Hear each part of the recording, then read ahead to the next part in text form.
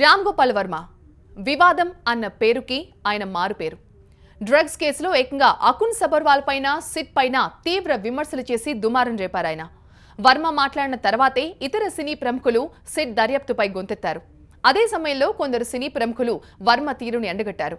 ఈ విషయాలపై మాట్లాడటానికి సెన్సేషనల్ డైరెక్టర్ రామ్ గోపాల్ వర్మ ముంబై నుంచి లైవ్ లో మనకి అందుబాటులో ఉన్నారు. ఈ విషయాల గురించి ఆయన్ని అడిగి తెలుసుకుందాం.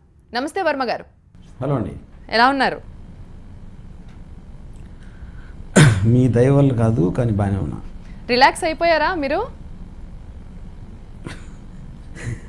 రిలాక్స్ దేనికి రిలాక్స్? అంటే యాక్చువల్లీ సిట్ ప్రశ్నలు ఎదుర్కొన్న వాళ్ళకంటే మీరే ఎక్కువ హర్ట్ అయినట్టు మాకు అనిపించింది ఈ మధ్య కాలంలో. మీ ట్వీట్స్ కానీ మీ రియాక్షన్స్ కానీ చూస్తే. నేను నా లైఫ్లో ఎప్పుడు హర్ట్ అవ్వలేదండి, హర్ట్ అవ్వను కూడా. నేను చెప్పింది కేవలం like I said already me TV ఇంటర్వ్యూలు ఉన్నాయి. Just try to highlight the wrong way of how they doing it.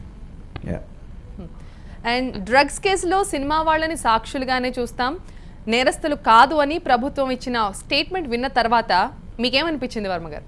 అది ఫస్ట్ నుంచి అది అర్థమవుతుంది. ఫస్ట్ నుంచి వాళ్ళు నోటీస్ ఇచ్చినప్పటి నుంచి చాలా క్లియర్గా అది ఆస్పెక్ట్ అనేది ఉంది.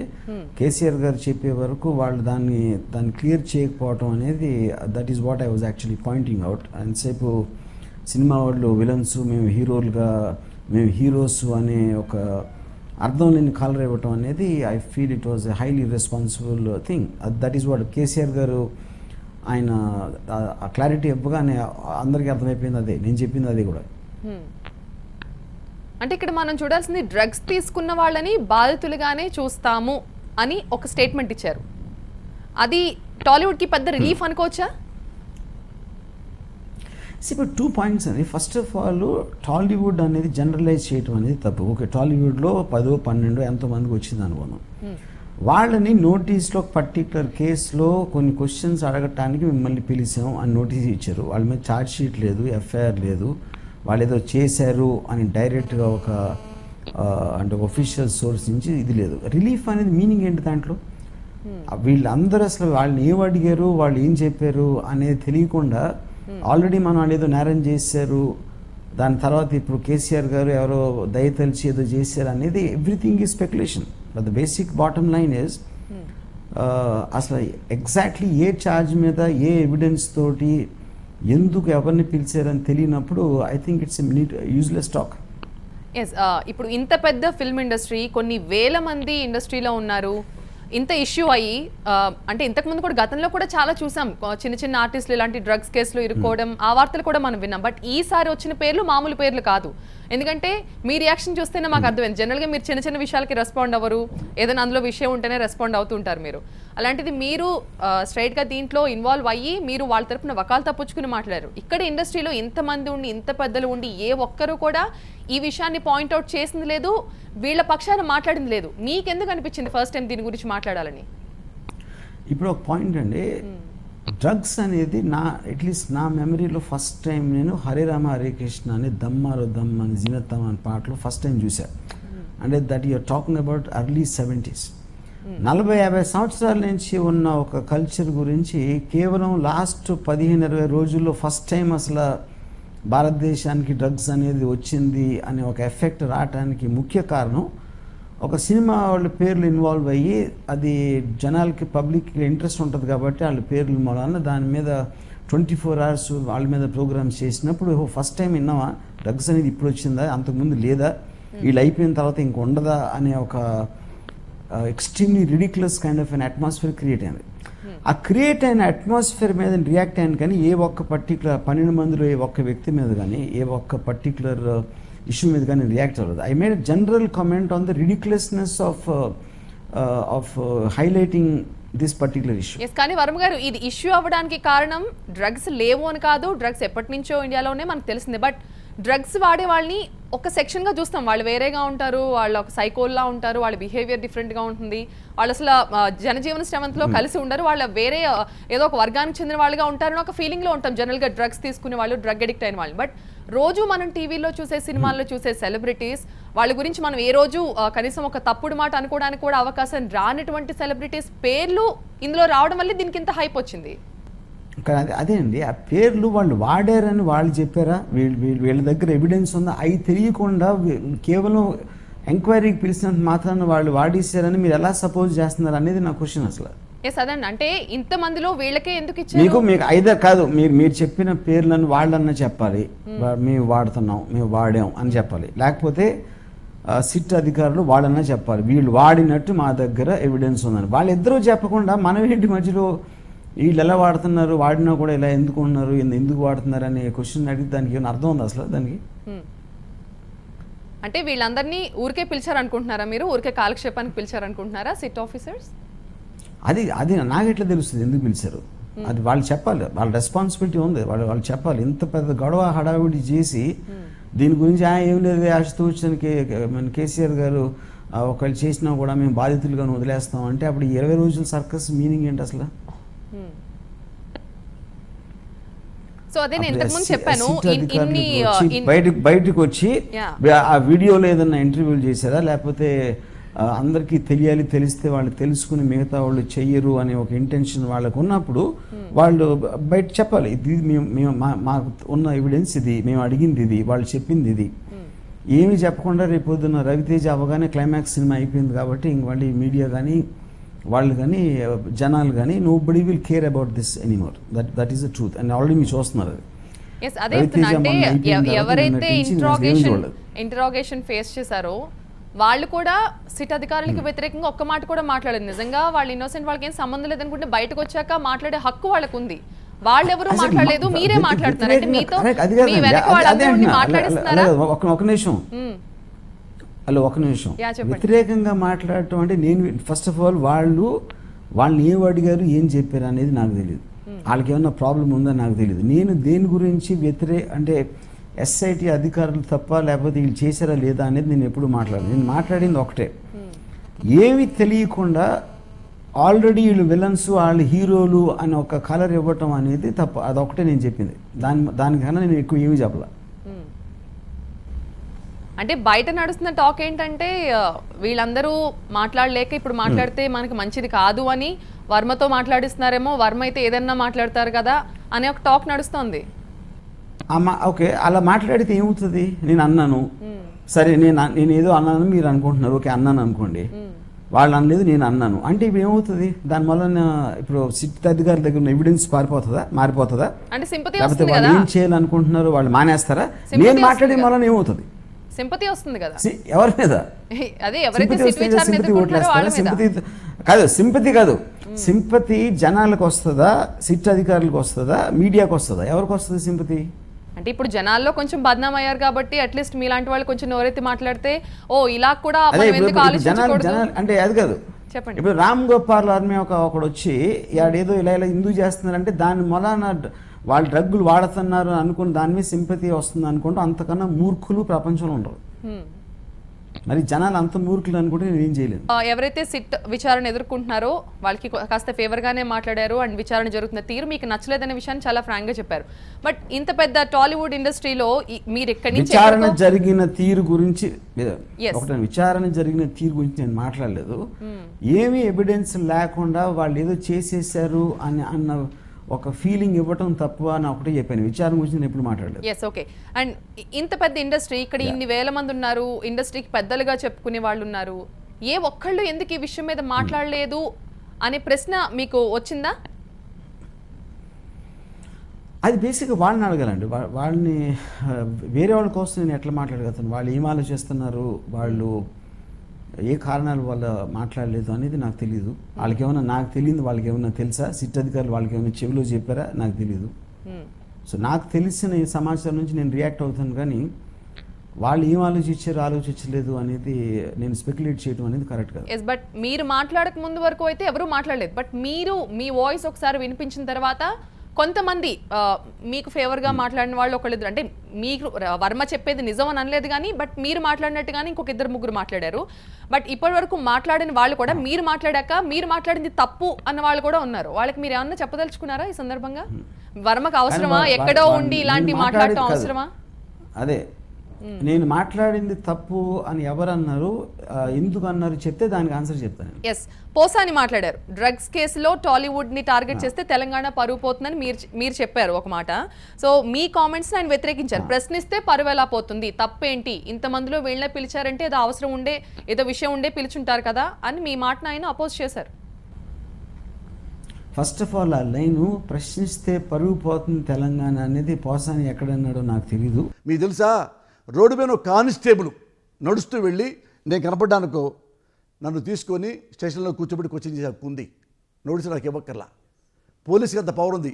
ఎందుకంటే మీరు పలానా హుస్సేన్ అని చైనీస్ నాచర్ ఉన్నాడండి, పలానా సుబ్బారావు అని చైనీస్ నాచర్ ఉన్నాడు, ఆ పోలికలు మీలో ఉన్నాయి, ఆ బండి మీద మీరే లేరని నాకు డౌట్ వచ్చింది, మీరే కాదు తెలుసుకోవడానికి పిలిచాను, హెల్ప్ చేయండి చెప్పండి. నేను హుస్సేన్ కాదండి, నేను సుబ్బారావు కాదండి, నా పేరు పోసాని కృష్ణమురళి, నేను సినిమా వాడిని, ఇదిగోండి నా ఐడి, నేను చైనీస్ నాయసం కాదండి అని నేను చూపించుకుంటా. ఓ మీరా, థ్యాంక్ యూ అని పంపిస్తాడు. నాకేం అనుమానం జరిగింది, నా బాధ్యత పౌరుడిగా నేను ఆ తప్పు చేయలేదు అని చెప్పడం నా బాధ్యత. అడిగే హక్కు వాళ్ళకు ఉంది, హక్కులు మనం ఇచ్చాం. ఇందులో మా టాలీవుడ్ ఏం పరువు పోయింది మీరు చెప్పండి. దీనికి మళ్ళీ ఎవడెవడో మాట్లాడి ఈ డ్రామాలు ఆడి ఓ ట్విస్టులు పెట్టి ఎందుకు వాళ్ళ ప్రభుత్వ ఉద్యోగులని ఆఫీసర్ని డిమోరలైజ్ చేయటం. మనం డిమోరలైజ్ చేశారా? నేను ఏమైనా చేసిన పోస్ట్ తను అర్థం చేసుకునే ఇంగ్లీష్ తనకు ఉందని నేను అనుకోవట్లేదు పోసానికి. మూడోది ఎగ్జాక్ట్లీ ఏ పర్టికులర్ లైన్కి ఏం రియాక్ట్ అయ్యి ఏమన్నాడు అనేది నాకు తెలీదు, అందుకని నేను దానికి సమాధానం చెప్పలేను. ఎస్, అండ్ చార్మి ఇంట్రాగేషన్ అయిపోయి బయటికి వెళ్ళిపోతున్న క్రమంలో కూడా మీరు చేసిన కొన్ని కామెంట్స్ అవి కూడా కొందరిని నొప్పించాయి. అంటే చార్మిని మీరు ఝాన్సీ లక్ష్మితో ఏ విధంగా పోల్చారు అంటే ఆవిడ ఏమైనా వీరనారా, దేశం కోసం ఏమైనా త్యాగం చేసిందా? చార్మి వీరనారి కాదు, సిట్ ఆఫీసర్ సాంగ్లేయులు కాదు అని రచయిత జొన్నవిత్తుల అన్నారు. మీరు అన్న మాట కరెక్ట్ కాదు. అంటే నిజంగా ఝాన్సీ లక్ష్మితో పోల్స్తే ఆమెలోని శౌర్యాన్ని, పరాక్రమాన్ని చూడాలి తప్పితే అందాన్ని చూడకూడదు. మీరు చార్మి చాలా అందంగా కనిపించింది అని అన్నారు. రామ్ గోపాల్ వర్మ గారు సిట్ అధికారుల కార్యాలయం నుండి వస్తున్న చార్మి ఆమెను చూస్తుంటే వీరనారి ఝాన్సీ లక్ష్మీబాయి లాగా ఉన్నది అని, అలాగే ఇంతకు పూర్వం కన్నా చాలా అందంగా కనిపించింది అని. అది చాలా ఇబ్బందికరమైనటువంటి వ్యాఖ్య. దాన్ని ఆయన వెనక్కి తీసుకోవాలి. ఎందుకంటే చార్మి వీరనారి కాదు, సిట్ అధికారులు ఆంగ్లేయులు కాదు. ఒక డ్రగ్ నేరారోపణలో వాళ్ళు అనుమానితురాలిగా ఆవిడ్ని పిలిచి వాళ్ళు విచారణ చేస్తున్నారు. ఆ విచారణ ముగించుకుని ఆవిడ బయటకు వచ్చినప్పుడు ఆవిడ నిబ్బరంగా ఉన్నదని అనొచ్చు, లేదా మరో విధంగా ఆమెను ప్రశంసించవచ్చు, అభినందించవచ్చు ఆవిడ ధైర్యాన్ని. దానికేమి ఎవరికి అభ్యంతరం ఉండదు. కానీ ఒక ఝాన్సీ లక్ష్మీబాయిలా కనిపించింది అనటం అనేది చాలా ఇబ్బందికరమైనటువంటి వ్యాఖ్య. అది దేశ ప్రజలందరూ కూడా ఆ ఝాన్సీ లక్ష్మీబాయిని ఒక దేశభక్తికి ప్రతీకగా, ప్రతినిధిగా ఆవిడ్ని ఆరాధిస్తారు. ఆ ఝాన్సీ లక్ష్మీబాయిలా కనిపించినట్లయితే చార్మి ఆమెలో అందం కనిపించకూడదు. ఝాన్సీ లక్ష్మీబాయిలో ఉండే సాహసము, పరాక్రమము, దేశభక్తి, త్యాగము ఇవి కనిపించాలి. అలా కాకుండా ఈ వ్యాఖ్య అనేటువంటిది చాలామందిని బాగా బాధ కలిగిస్తుంది, కోపావేశాలకు కూడా లోనవుతారు. దాన్ని ఆయన వెనక్కి తీసుకుంటే బాగుంటుంది. ఇప్పుడు ఒక పాయింట్ అండి, జొన్నవిత్తుల ఏంటది చార్మి దేశభక్తురాలి ఝాన్సీ లక్ష్మీబాయితో పోల్చడం తప్పు అని అంటే, first of all Jhansi Lakshmibai ఉన్నప్పుడు దేశం అనేది లేదు. టు స్టార్ట్ విత్ దేశం అనేది ఫార్మ్ అయింది 1947లో. ఝాన్సీ లక్ష్మీబాయి 1857లో ప్రిన్స్లీ స్టేట్స్ 100 రాజ్యాల్లో బ్రిటిష్ తోటి మొఘల్స్ తోటి దెబ్బలాడుతున్న టైంలో ఝాన్సీ లక్ష్మీబాయి తన రాజ్యం కోసం దెబ్బలాడింది, దేశం కోసం. ఎందుకంటే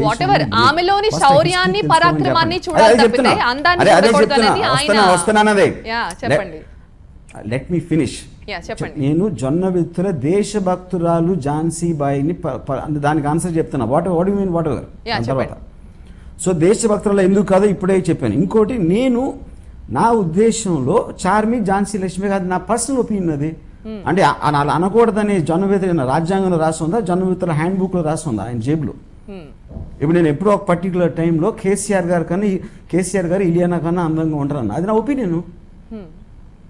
అంటే అప్పుడు ఎలా అంటారా అని అంటే, అరే నా ఒపీనియన్. అప్పుడు నా ఇప్పుడు ఏంటి ఎవరు ఇప్పుడు ఫర్ ఎగ్జాంపుల్ జొన్న విత్తుల మొహం నాకు మహాత్మా గాంధీ కన్నా ఎక్కువ ఇష్టం, ఏమంటారు ఇప్పుడు దానికి? కేసు పెడతారా? సో అదేనా మీ సమాధానం? అంతే, ఇంకేం సమాధానం? ఎస్.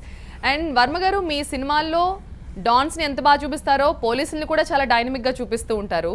బట్ అలాంటి ఒక డైనమిక్ పోలీస్ ఆఫీసర్ని అంత బాగా చూపించే మీరు వెండితెరపై రియల్ లైఫ్లో వాళ్ళ పని వాళ్ళు చేస్తున్నప్పుడు, వాళ్ళ డ్యూటీ వాళ్ళు చేస్తున్నప్పుడు వాళ్ళ మీద ఎందుకు కామెంట్స్ చేస్తున్నారు? అబద్ధాలు అంటే ఒక స్పెక్యులేషన్స్ జరుగుతున్నప్పుడు దాన్ని క్లారిఫై చేయడానికి ఒక స్పోక్స్ మెన్ ఉండాలి అని ఒకటే చెప్పినాను. వాళ్ళు చేసే తప్పు, వాళ్ళు చేసే విచారణ తప్పు అని నేను ఎప్పుడు చెప్పలా. ఎస్. అండ్ సినిమా వాళ్ళు ఏం చట్టానికి అతీతులు కాదు, తప్పు చేస్తే ఎవరైనా శిక్ష అనుభవించాల్సిందే. సినిమా వాళ్ళు అయినంత మాత్రాన వాళ్ళని స్పెషల్గా చూడాల్సిన అవసరం లేదు, ఇది అందరికీ తెలిసిన విషయమే. బట్ ఇదంతా జరుగుతున్నప్పుడు బహుశా ఇలాంటివి ఏదైనా జరిగి ఉంటుందని ఎవరు కూడా మాట్లాడలేదు. బట్ మీరైతే ముందుకొచ్చి మాట్లాడారు. అంటే ఏమన్నా మీ పేరు ఏమన్నా బయటకు వస్తుంది? ఎందుకంటే అందులో ఉన్న వాళ్ళందరూ మీ ఫ్రెండ్స్, మీ దగ్గర వాళ్ళందరూ ఉన్నారు. మీ పేరు కూడా ఏమన్నా బయటకు వస్తుందా భయపడి మీరు హైరాణ పడ్డారా? అంటే ఇప్పుడు ఇలా చెప్పానని ఇంకా నా పేరు ఉంటే బయట పట్ట మానేస్తారా? అంటే అంత ఎదవలా మన అధికారులు, అంత ఎదవలా మీరు అనుకున్నంత? రామ్ గోపాల్ వర్మ ఎవడో బాంబే నుంచి ఒక మాట అనేసాడు ఇలా అంటే దాని మూలాన అసలు మనం అతను పిలవం అంటే అంటే ఇంతకన్నా ఇన్సల్ట్ వాళ్ళకి ఉండదు నాకు తెలిసి.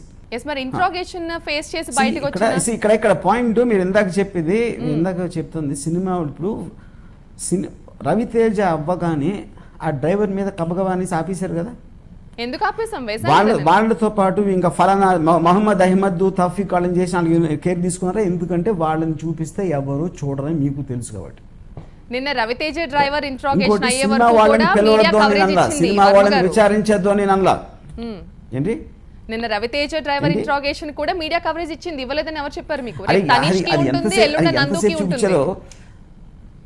అదే ఆయన ఎంతసేపు చూపించారు మేము చూసామండి. అది ఆయన ఇంట్రాగేషన్ 4 hours లో అయిపోయింది. చాలా మంది చేస్తున్నారు, వాళ్ళ పేర్లన్నీ ఇస్తున్నారు. ఎస్ఐటి అధికారులు ఉట్టి సినిమాలు కాదు వేరే వాళ్ళ పేరు కూడా ఇస్తున్నారు. వాళ్ళు ఎక్కడ నేను కనిపించలే నా టీవీలో, వాళ్ళని చూపించలేదు బయటికి. రవితేజ డ్రైవర్ మీ టీవీలో ఏ టీవీలో చూడలేదు. నో వేశారు వర్మ గారు, మీరు మిస్ అయినట్టున్నారు చూడటం బహుశా. అది ఎంతసేపు వేసారు మీకు తెలుసు, నాకు తెలుసు ఎంతసేపు చూపించారు అనేది. అండ్ మీరు ఇంకొక మాట కూడా అన్నారు, మిగతా సినిమా వాళ్ళు అయిపోయిన తర్వాత ఇంకా ఎంతమంది వస్తారు కూడా చూద్దాం, ఎంత చూపిస్తారు. వీళ్ళే కాదు, వీళ్ళ తర్వాత ఎవరు వచ్చినా కూడా ఇంతే చూపిస్తారు కదా. అందులో మీకు ఎందుకు అనుమానాలు ఉన్నాయి మీకు? ఓకే సూపర్, మీరు మహానుభావులు. Okay fantastic. Yes okay. చిన్నపిల్లల్ని పిలిచి మాట్లాడతారా? గంటలు గంటలు సెలబ్రిటీలు పిలిచినట్టే అని అడిగారు. నిజంగా చిన్నపిల్లలు ఇలాంటి దాంట్లో ఇన్వాల్వ్ అయితే డ్రగ్ యూజర్స్ అనే వాళ్ళని పిలిస్తే అందరినీ పిలుస్తారా అని అడిగా. ఉట్టి సినిమా వాడిని పిలుస్తారా, వాడిని అందరినీ పిలుస్తారా ఇంక్లూడింగ్ ద చిల్డ్రన్ అని అడిగాను. పిలవాలని అందులో అడిగాను, క్వశ్చన్ మార్క్తో అడిగాను. ఓకే. అంటే జనరల్ గా మీకున్న ఐడియా ప్రకారం చిన్నపిల్లలు ఇలాంటి క్రైమ్స్ లో కానివ్వండి ఎందులో ఇన్వాల్వ్ అయితే లేదు కాబట్టి అడిగా. ఐడియా లేదు మీకు? ఫస్ట్ ఆఫ్ ఆల్ వాడిన వాళ్ళు అది కాదు ఎవరో నాకు తెలీదు. నేను కేవలం మీడియా రిపోర్ట్స్ చూసి అడుగుతారా అని అడగాలి అని అనలే నేను. వాళ్ళిద్దరికి చాలా తేడా ఉంది. ఎస్, మీరు ఇన్ని మాటలు చెప్తున్నారు అంటే ఎవరైతే సిట్ విచారణ ఎదుర్కొంటున్నారో వాళ్ళ కోసం అంటే మీరు గొంతెత్తి మాట్లాడారు. బట్ ఇన్ని కామెంట్స్ చేశారు కాబట్టి మీ కామెంట్స్ వల్లే డ్రగ్స్ కేసులో స్పీడ్ తగ్గింది అని మీరు అనుకుంటున్నారా? అది మీరు కేవలం ఒక గవర్నమెంట్ని అధికారిని ఇన్సల్ట్ చేయడం. నా కామెంట్స్ మూలన డ్రగ్స్ స్పీడ్ తగ్గిపోయిందంటే అంతకన్నా ఇన్సల్ట్ ఉంటుంది అసలు ఎస్ఐటీకి? అసలు నేను ఎవడిని? నాకు అసలు నా కెపాసిటీ ఏంటి, నా పొజిషన్ ఏంటి? నా మాటల మూలన ఎక్కడో ఒక గవర్నమెంట్ ఆథరైజ్ ఒక డిపార్ట్మెంట్ స్పీడ్ తగ్గుతుందని మీరు అంటే that is insulting to them. మీరే చెప్తున్నారు నేనెవరిని నాకేంటి అంత విలువ ఇవ్వడానికి అవసరం ఏముంది అనుకున్నప్పుడు మీరు ఒక ఆఫీసర్ని లేకపోతే ఒక ఇన్వెస్టిగేషన్ డిపార్ట్మెంట్ ని టార్గెట్ చేసి ఎలా మాట్లాడగలిగారు? మరి నేను మొత్తం అన్నిటికీ సమేషన్ ఒక్కటే, కంటిన్యూస్గా స్పోక్స్ మెన్ తోటి యాక్చువల్ ట్రూత్ వాళ్ళు చెప్పాల్సింది చెప్పాలి, స్పెక్యులేషన్స్కి తావివ్వకూడదు. ఇది ఒక్కటి తప్పిస్తే నేను ఏమీ అనలేదు అబ్సల్యూట్గా. అంటే మానవత్వం లేకుండా ఇలా చేస్తున్నారని కూడా అన్నారుగా మీరు, మీ ట్వీట్స్ లో ఉన్నాయి కదా. అవును అన్నాను, కరెక్ట్. మానవత్వం అదే that is in the same context. వాళ్ళు మాట్లాడినప్పుడు బయట వాళ్ళు అది నిజమని నమ్ముతారు, ఫ్యామిలీ మెంబర్స్ బాధపడతారు, అవన్నీ కూడా సేమ్ కాంటెక్స్ట్ లో వస్తాయి. సరఫరా చేసి విక్రయించే వాళ్ళలో గనక నిజంగా సినిమా వాళ్ళు ఉంటే ఇప్పుడు వాళ్ళ మీద యాక్షన్ తీసుకోవాలి అంటారా, లేకపోతే వాళ్ళని బాధితులుగా చూసి వాళ్ళని వదిలేయండి అని అంటారా? అరే మీరే ఎవరన్నా తీసుకోవాలి, సినిమా వాళ్ళు ఏంటి, సినిమా వాళ్ళని తీసుకోవాలి, మీడియా ఉన్న తీసుకోవాలి, మినిస్టర్ ఉన్న తీసుకోవాలి. That is a crime as per the law of the land. Cinema వాళ్ళు సెపరేట్ ఎందుకు అవుతారు దానికి? అంటే ఇప్పుడు సినిమా వాళ్ళ విషయం నడుస్తుంది కాబట్టి నేను దీని గురించి మాట్లాడుతున్నా. దీనికి మీరేం చెప్తారు? అంటే ఇప్పుడు గవర్నమెంట్ ఏదైతే మాట చెప్పిందో, anybody who breaks the law, he commits a crime irrespective of who is, of course action will be taken, has to be taken under the law. And ఏ విషయంలో అయినా డివైడ్ టాక్ అనేది ఖచ్చితంగా ఉంటుంది. ఏ ఇద్దరు అభిప్రాయం కూడా ఒకలా ఉండదు తప్పకుండా. అండ్ ఇదే విషయం ఇప్పుడు డ్రగ్స్ విషయంలో టాలీవుడ్లో కూడా మనకు కనిపిస్తుంది. కొంతమంది ఫేవర్గా మాట్లాడుతున్నారు, కొంతమంది అగెనెస్ట్గా మాట్లాడుతున్నారు. అండ్ ఫేవర్గా మాట్లాడే వాళ్ళకి మీరు ఏం చెప్పదలుచుకున్నారు, అగెనెస్ట్గా మాట్లాడే వాళ్ళకి మీరు ఏం చెప్పదలుచుకున్నారు? ఫస్ట్ ఆఫ్ ఆల్ ఏ పాయింట్కి ఫేవర్గా మాట్లాడితే నాకు అర్థం కాదు. మీరు ఫేవర్ అనేది స్వీపింగ్ స్టేట్మెంట్. ఏ పర్టికులర్ ఇష్యూకి ఫేవర్గా ఎగెన్స్ట్ అని చెప్తే దానికి ఆన్సర్ ఇస్తాను. కానీ డ్రగ్స్ ఇష్యూలో కొంతమంది ఫేవర్గా మాట్లాడుతారు, కొంతమంది ఎగెన్స్ట్ అంటే ఏంటి దాని మీనింగ్? అంటే ఎగెనెస్ట్ అంటే లైక్ ఇప్పుడు పోసాని గారు అన్నారు, ఏదో లేకపోతే ఎందుకు పిలుస్తారు, ఏదో సంబంధం ఉంది కాబట్టి పిలుచుంటారు, ఎందుకు దీనికి భుజాలు తడుముకుంటారని పోసానితో పాటు మరికొంతమంది అన్నారు. అండ్ మీలాగే రోజా కూడా, యాక్ట్రెస్ రోజా కూడా మాట్లాడారు, సినిమా వాళ్ళని ఇబ్బంది పెట్టకండి, ఏ ఆధారాలు లేకుండా ఎందుకు మీరు వాళ్ళని ఇలా ఇబ్బంది పెడుతున్నారని రోజా అన్నారు. ఇలాంటి కామెంట్సే. అదే ఇప్పుడు ఏ ఆధారం లేకుండా ఎందుకు పిలుస్తారు, ఏదో ఉంటుంది అని సపోజిషన్ చేసుకుంటాం అనేది అది పోసాని కృష్ణ కొన్ని మైండ్కి I don't have no idea what to say about that. 100% any government authorised agency has a right for the public safety, public purpose ఒకరిని ఇన్వెస్టిగేట్ చేయడానికి, ఎంక్వైరీ చేయడానికి, క్వశ్చనింగ్ కోసం ఎవరినైనా ఎప్పుడైనా పిలవచ్చు. ఇట్ షుడ్ బి కానీ ఎందుకు పిలిచారు అనేది స్పెక్యులేట్ చేసి వాళ్ళు ఆల్రెడీ ఏదో నేరం చేశారు, డ్రగ్ పెడ్లింగ్ చేశారు, వాడేశారు అనే దాన్ని డిస్పెల్ చేయాల్సిన రెస్పాన్సిబిలిటీ ఉంది. Unless that is what they want, at least అది కూడా వాళ్ళే చెప్పాలి. వాళ్ళు ఏమి చెప్పకుండా వీళ్ళు మాట్లాడి అది చేసి ఏదో ఉంటుందిలే 100% అని అనుకుంటాం అనేది it is like completely irresponsible and in immoral thing. Yes, ఈ సిట్ ఇన్వెస్టిగేషన్ స్టార్ట్ అయిన తర్వాత ఫస్ట్ వ్యక్తి మీరే, ఎవరైతే ఆరోపణలు ఎదుర్కొంటున్నారో వాళ్ళకి ఒక మోరల్ సపోర్ట్ ఇచ్చారు, వాళ్ళ తరపున మీరు మాట్లాడారు. ఎవరైనా టాలీవుడ్ నుంచి ఎవరైనా ఫోన్ చేసి మిమ్మల్ని అప్రిషియేట్ చేశారా? వెరీ గుడ్ వర్మ, నువ్వైనా అట్లీస్ట్ ఇనిషియేషన్ తీసుకుని మాట్లాడావు, వేరే వాళ్ళు మాట్లాడటానికి నువ్వు ఒక ధైర్యం ఇచ్చావు అని ఎవరైనా మిమ్మల్ని మెచ్చుకున్నారా? కాల్ చేసి కానీ డైరెక్ట్గా కానీ? ఎవరు నాకు ఫోన్ చేయలేదు, ఎవరు చేయలేదు. అట్లీస్ట్ ఇన్వెస్టిగేషన్ ఎదుర్కొన్న వాళ్ళైనా మీరు వాళ్ళతో మాట్లాడటం జరిగిందా? నేను ఎవరితో మాట్లాడలేదు. అండ్ పూరి జగన్నాథ్, చార్మి ఎవరితో మీరు మాట్లాడలేదు? ఎవరితో అంటే అంతే కదా అర్థం. అంటే అట్లీస్ట్ మీరు ఎందుకు మాట్లాడటానికి ట్రై చేయలేదు? వాళ్ళ కోసం ఇంత ఫేవర్ గా మాట్లాడారు, వాళ్ళ కోసం ఇంత తపన పడ్డారు. బిజీలో ఉన్నాను, నేను వేరే సిటీలో ఉన్నాను సార్. ఓకే, అది వేరే సిటీలో ఉన్నాను, అంత మాట్లాడాల్సిన అవసరం లేదు. ఎస్, ఇప్పుడు వేరే సిటీలో ఉండే కదా మీరు చేసే కామెంట్స్ కానీ ట్వీట్స్ కానీ మాతో మాట్లాడేది కానీ. వేరే సిటీలో టీవీలోనో ఎక్కడో చూసి దాని మీద నేను రియాక్ట్ అవుతున్నాను, కానీ ఒక పర్సన్తో మాట్లాడి లేకపోతే ఆ పర్సన్ నుంచి ఒక కామెంట్ ఎక్స్పెక్ట్ చేసి మాట్లాడాను. అండ్ వర్మ గారు పబ్లిక్ ప్లాట్ఫామ్లో చూశాను, నా కామెంట్స్ కూడా పబ్లిక్ ప్లాట్ఫామ్లో పెట్టాను. ఎస్, అంటే సాధారణంగా మీరు చాలా అంశాలపై స్పందిస్తూ ఉంటారు, అది మీ ఫిల్మ్స్ రిలేటెడ్ కావచ్చు, లేకపోతే ఏదైనా మీకు సంబంధించిన విషయమైనా కావచ్చు, మీరు జనరల్గా రెస్పాండ్ అవుతూ ఉంటారు. అండ్ మీరు ఎవరు డ్రగ్స్ వాడకండి అని ఏదైనా ఒక సపోర్ట్ చేస్తూ ఒక ఫిల్మ్ కానీ ఒక షార్ట్ ఫిల్మ్ కానీ తీసే ఆలోచన మీకు ఏమైనా ఉందా? జనరల్గా మీరు బర్నింగ్ ఇష్యూస్ ఏమైనా ఉంటే దాని మీద ఖచ్చితంగా ఏదో ఒకటి చేసే అలవాటు ఉందిగా మీకు? సిగరెట్ హానికరం అని నేను 50 ఏళ్ళ నుంచి వింటున్నా వార్నింగ్, దాన్ని విని సిగరెట్ మానేసిన నేను చూడలేదు. తాగటం అయితే మీకు లివర్ దెబ్బతింటుంది అని 100,000 సార్లు అడ్వర్టైజ్మెంట్స్ చూశాను, అది ఎవడు మానటం చూడలేదు. ఎవడు చెప్పినా వినడం. అది కేవలం అది వాళ్ళు తెలుసుకునో వాళ్ళ పక్కన ఉండి ఎట్లా పాడైపోతుందో చూసి తెలుసుకుంటారు, కానీ ఆడో లెక్చర్ ఇచ్చినంత మాత్రాన ఒక బ్యాడ్ థింగ్ అనేది ఎవడు వినడు. అండ్ వర్మ గారు, మీరు ఈ డ్రగ్స్ కేసు నుంచి బయటకు వస్తే అండ్ సినిమాలు చాలా వరకు మీరు అనౌన్స్ చేస్తూ ఉంటారు, దాని మీద పాటలు పాడుతూ ఉంటారు, టీజర్లు ఇస్తూ ఉంటారు, మళ్ళీ దాన్ని కొన్ని విషయాలు పట్టించుకోరు, ఎందుకని? ఏంటి కొన్ని విషయాలు అంటే ఏంటి, అది ఏం పట్టించుకున్నాం అంటే ఇప్పుడు మీరు కొన్ని మూవీస్, రెడ్డి గారు పోయారని ఒక మూవీ గురించి ఒకటి చిన్న మీ వాయిస్ ఓవర్ ఒకటి ఇచ్చారు, టీజర్ ఇచ్చారు, దాన్ని మళ్ళీ మర్చిపోయారు. అలాగే ఎన్టీఆర్ మీద బయోపిక్ తీస్తానన్నారు, ఒక పాట ఇచ్చారు. ఇవన్నీ ఎప్పుడు అంటే ఇంప్లిమెంటేషన్ లోకి వస్తాయా, లేకపోతే ఓన్లీ పబ్లిసిటీ స్టంట్ కోసం అప్పటికప్పుడు? ఇష్టం వచ్చినప్పుడు నా ఇష్టం వచ్చినప్పుడు నేను తీస్తాను, నాకు వీలు ఉన్నప్పుడు తీస్తాను. ఫైనలీ సిట్ ఇంట్రోగేషన్ అయిపోయింది, ఫిల్మ్ స్టార్స్ అందరూ కూడా ఆల్మోస్ట్ అయిపోయింది. ఇప్పుడు వరకు జరిగిన ఇన్వెస్టిగేషన్ తీరు గురించి కానీ ఇకపై ఎలాంటి పరిణామాలు జరగబోతున్నాయని మీకు ఏమన్నా అంచనా ఉందా? ఏం చెప్పదలుచుకున్నారు ఫైనల్గా దీని గురించి? అబ్సల్యూట్లీ నాకు ఏమాత్రం అంచనా లేదు. I have no idea. నేను I'm not party or privy to information the SIT officers have. So I have no clue. And unless వాళ్ళు ఏదైనా బయటపడితే నేను దాని మీద రెస్పాండ్ అవుతాను, కానీ వాళ్ళ దగ్గర ఏముంది, వాళ్ళ తర్వాత ఏం చేయబోతారు అనే స్పెక్యులేషన్స్ నేను ఇప్పుడు చేయను. అండ్ చివరిగా వర్మ గారు, ఇప్పటి వరకు మీరు అయిపోయింది అని అన్నారు. మేబీ ఈ 12 మంది ఇన్వెస్టిగేషన్లో ఏమైనా కొత్త పేర్లు బయటకు వచ్చి మళ్ళీ మరికొంతమంది ఫిల్మ్ స్టార్స్కి కనుక నోటీసులు ఇస్తే అప్పుడు కూడా మీరు వాళ్ళ గురించి మాట్లాడతారా? మీ గొంతు వాళ్ళ తరపు వినిపిస్తారా మీ వాయిస్ని? అదే ఇప్పుడు ఇదే టాపిక్ ఉంటే నేను మళ్ళీ మాట్లాడచ్చు. వాళ్ళు వేరేగా చేస్తే అవ్వచ్చు.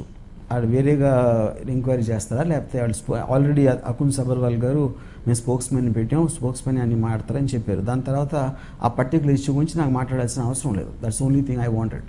ఎస్, ఇక్కడ జరిగిన ఒక విషయం మీకు తెలియదు కాబట్టి మీకు జస్ట్ ఇన్ఫార్మ్ చేస్తున్నాను. యాంటీ డ్రగ్ వాక్ అనేది హైదరాబాద్లో ఫిల్మ్ మా అసోసియేషన్ ఏదైతే ఉందో, మూవీ ఆర్టిస్ట్ అసోసియేషన్, ఒక యాంటీ డ్రగ్ వాక్ నిర్వహించింది. సో ఈ సందర్భంగా చాలా మంది ఫిల్మ్ స్టార్స్ వాళ్ళ మెసేజ్లు ఇచ్చారు. అండ్ మీరు ఒక పెద్ద సెలబ్రిటీ, ఒక రెస్పాన్సిబిలిటీ ఉన్న వ్యక్తి, మీరు మరి మీ తరపున ఏదైనా ఒక మెసేజ్, అంటే తీసుకుంటారా తీసుకోరని తర్వాత విషయం, ఏమైనా ఒక మెసేజ్ ఇస్తారా? నేను మెసేజ్లో ఎస్ఎంఎస్లో పర్సనల్గా ఎవరు ఇస్తాను, కానీ ఇలాగ జనరల్గా మేము చెప్తే తప్పితే మీకు తెలుసుకోలేనంత మూర్ఖులు లేకపోతే ఇందాక చెప్పాను కదా సిగరెట్ గురించి 50 సంవత్సరాల నుంచి విన్నప్పుడు నేను ఒక్కడిని చూడకపోతే డ్రగ్స్ గురించి చెప్తే అరే రామ్ గోపాల్ వర్మ ఫలానా సెలబ్రిటీ చెప్పాడండి మన డ్రగ్స్ మానేద్దాం అని ఎవరన్నా అనుకుంటారంటే అంతకన్నా వెర్రితనం ఉండదు. సరే, మీకైతే ఎవరు చెప్పలేదుగా, మీరు చెప్తే మేము వినము అని చెప్పొచ్చు కదా, ఒక సందేశం ఇవ్వచ్చు కదా. మీరు ఇన్ని మాట్లాడుతున్నారు. నేను చెప్పను, ఎందుకంటే నా మాట వినరు అని తెలిసినప్పుడు నేను చెప్పను. అది అతని టైం వేస్ట్ చేయను, నా టైం వేస్ట్ చేసుకున్నాను. నేను వింటానండి, పోనీ నాకు చెప్పండి. నేను వింటానని అడుగుతున్నాను కదా. మీరు డ్రగ్స్ తీసుకోరు, మీరు ఎందుకు వింటారంటే మీరు టీవీలో పెట్టడానికి వింటారు. So thank you so much Varma garu, మీ అమూల్యమైన సమయాన్ని మాకు కేటాయించినందుకు. So that was Ram Gopal Varma.